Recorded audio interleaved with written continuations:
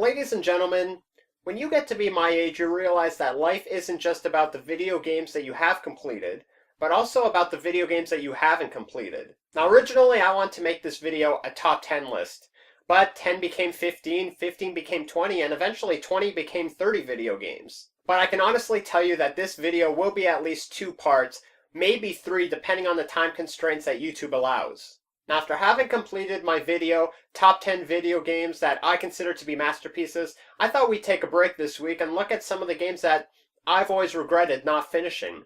And I will be cheating a little bit, seeing as how I'll be grouping whole series as one entry on this list. So sit back, relax, and enjoy as I count down the top 30 video games that I've always regretted not finishing.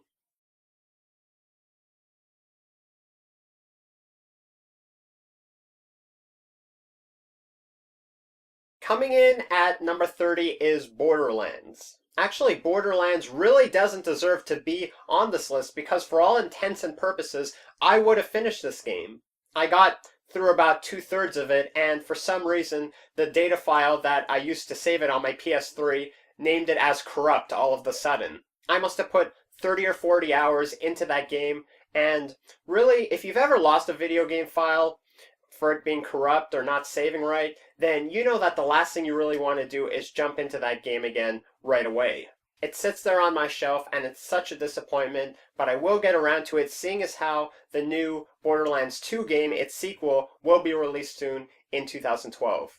Coming in at number 29 is the ODDWORLD series. Now, over the years, there has been no shortage of games that could be classified as weird or strange. For me personally, one of my favorite games growing up on the SNES was the Earthworm Jim series. But there are also a lot of weird titles like Grim Fandango and Psychonauts to come out over the years that are just as weird and just as strange. So it really baffles me on why I hadn't gotten into the ODDWORLD series when it came out back in the day.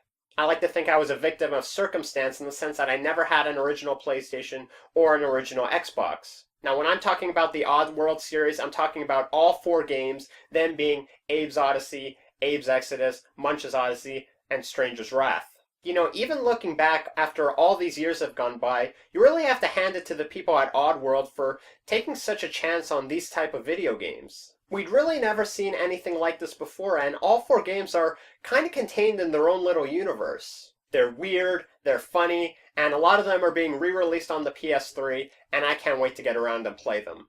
Coming in at number 28 is Jet Set Radio and Jet Set Radio Future. You know, I like to think of the Dreamcast as kind of a big giant experiment in gaming. Not only did you have great games like Shenmue, Crazy Taxi, and Space Channel 5, but you also had established franchises like Resident Evil and Sonic willing to take a chance on the system. And Jet Set Radio is no exception. The game takes place in the sort of Neo-Tokyo, and you're right there in the fray, rollerblading around any given area, spray painting the hell out of the place with graffiti. You know, I love the music, I love the cel-shaded art style of the game, and really I would love to just go back and complete these games once and for all because I think I'm really missing out by not having played them.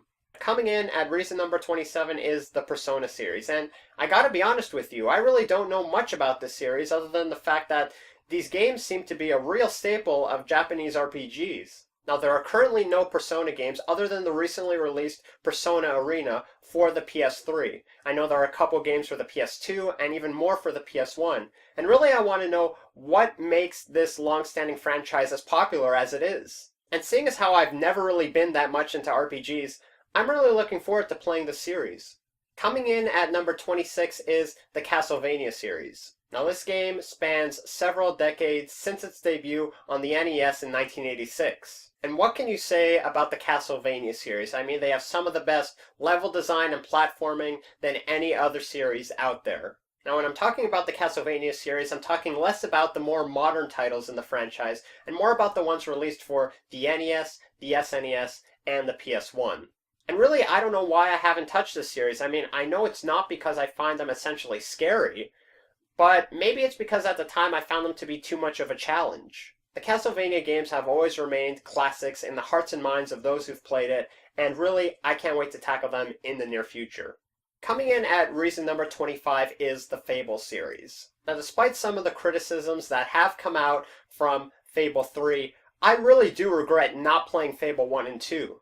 Now, I remember all the way back in 2001 when the original Xbox was just being announced, and this new game at the time was called Project Ego, which would eventually become the first Fable game. You know, it really was one of the first titles that made your choices have some sort of heaviness to them. It really asks the player, if given the choice, would you go more towards good or would you go towards evil?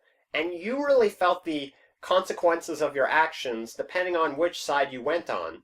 I mean, you have this great lead character who you follow throughout his life, and it's really your choices that ultimately determine his destiny in the long run.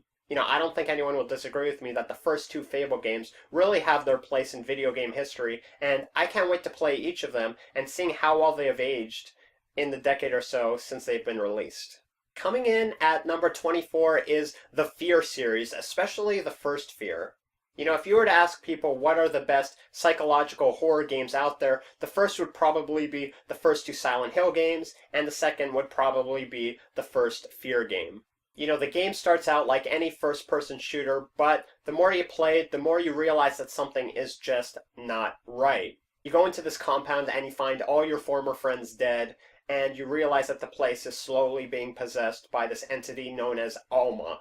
You know, one of the elements that's unique to F.E.A.R. is this idea of reflex time that essentially slows time around you and allows you to perform some really incredible feats with your melee attacks as well as your shooting.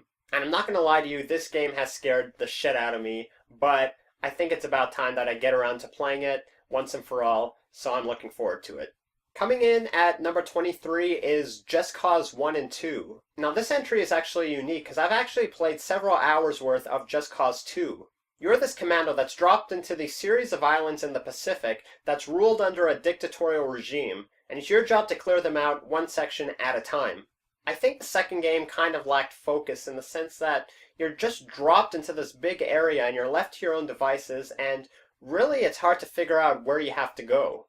Now this certainly works better in a big urban metropolis, say Liberty City in GTA 4. But for me, I just found it jarring and confusing. Rest assured though, I will get around to playing these games and finishing them in due time. Coming in at number 22 is Beyond Good and Evil. Now for all that Ubisoft releases in its game library that are part of a long-standing franchise, I'm speaking of course more about Rayman, Splinter Cell, and Assassin's Creed, they also have this great propensity to release these single titles that are just fantastic to play. I'm speaking more of course about Outland, From Dust, and I Am Alive. But before those games were ever released, Beyond Good and Evil certainly took the cake for innovative gameplay and outstanding level design. And really, I blame myself. I mean, I've always had a GameCube, so the fact that I haven't played this game is out of sheer laziness. And really, I don't know much about this game other than the fact that it stars a female photographer and takes place in the far future after much of the solar system has been colonized. Now, what's funny about Beyond Good and Evil is it actually went on to be critically acclaimed even though it was a commercial failure, winning several awards in the year it was released. It looks good, it sounds good, I've only heard good things about it, and I can't wait to finally play it. Coming in at number 21 is PSYCHONAUTS. And again, this is another example where I've probably played more than halfway through it and just gave up, never finishing the game. If you want to talk about funny games, then the humor in PSYCHONAUTS will literally leave you in stitches. It's definitely one of the weirder games I've ever played, up there with Earthworm Jim, Grim Fandango, and the ODDWORLD series. It has memorable characters, some funny dialogue, and some impressive level design, and I can't wait to get back around it and finally finish it once and for all. Coming in at number 20 is Okami. I mean, what else could be said about Okami? The game is an instant classic. Not only do you have this impressive visual style that's kind of a mix between watercolor and cel shading, but you've got this great lead character that's this ancestral wolf, and you can freeze anything that's happening on screen and bring down this celestial brush that can kill enemies, create paths, and destroy things that are blocking your way instantly. And I just found out that this game is getting a new HD re-release for the PS3, so I'm really excited to play this game once and for all.